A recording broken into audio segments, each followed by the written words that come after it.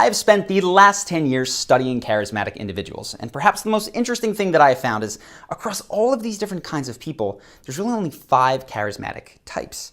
And each of those types has a particular habit that they go back to that makes them charismatic. So in this video, I want to share with you exactly what those 5 things are because they're basically guaranteed to make you charismatic, but I also want to share with you a pitfall associated with each. Because I said they're basically guaranteed. If you have the pitfall, rather than being charismatic, you're just someone with a part of their personality that is blown out of proportion and can be obnoxious. So the first type is the authentic type. Now, obviously for this person, honesty, being real are going to be paramount. And what's interesting about them is that if you're hanging out with an authentic type, not every single moment is getting better and better and having you like them more and more. There's often this dip where they start a conflict that you were just going to sweep under the rug, or they go off on their own kind of odd sense of humor that you don't quite get. But the reason that we like this person is not because every moment is just wonderful. It's because we learn to trust and respect their integrity. We know that what they are saying is what they believe. They are not trying to get us to like them. They are not manipulating us. They are being real. And that creates a tremendous amount of desire to spend time with them because there's this fundamental sense of trust that usually isn't there. Now, the sort of pitfall that you can fall into with this type is that if you're just authentic and you throw everything else out, you're just honestly yelling at people or honestly talking about things that you care about that nobody else does. You want to have authenticity first in this type and then social graces as a close second. There's a way to handle conflict that is both honest and tactful. That's what you want to keep in mind. The second type is the self-assured type. This type is very high in conviction. And of all the people that I've covered, I don't think anyone exemplifies this better than Conor McGregor. When Conor was up and coming, before he was ranked in the UFC, he had this massive groundswell of a following. And a large portion was he was a flashy fighter, but it was because, I think, of the way he talked. He was so certain that things were going to go the way that he said they did. They called him Mystic Mac for a long time until reality seems to have caught up with him. But that conviction was there nevertheless.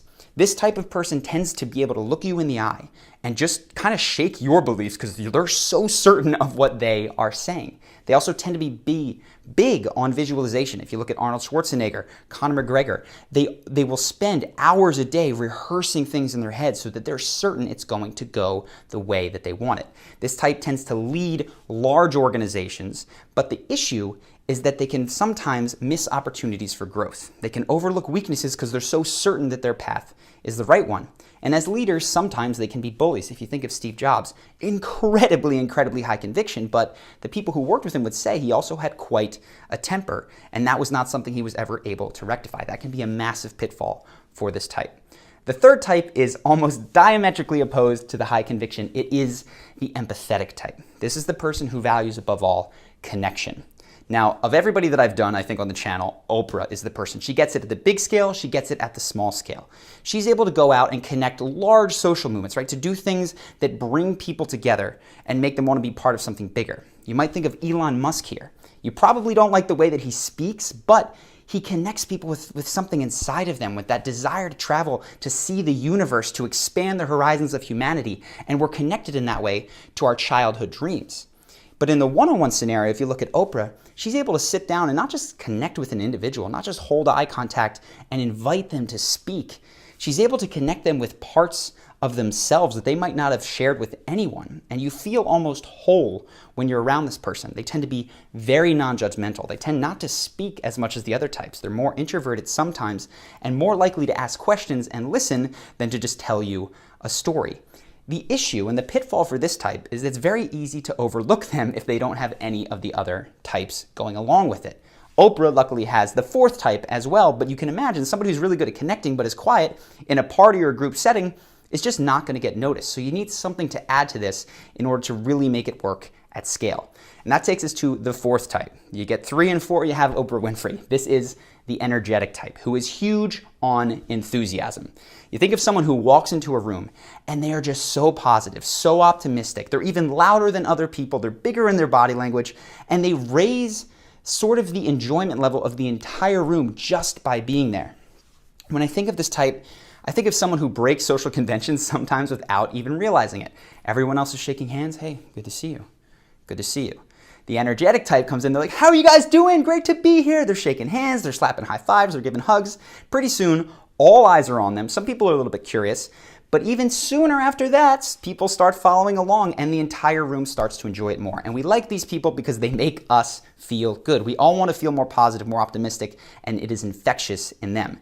The pitfall here is that this person can sometimes lack depth, which is why it pairs well with the connected type. If you have both of these, you get that Oprah Winfrey thing going and you're doing it very, very well.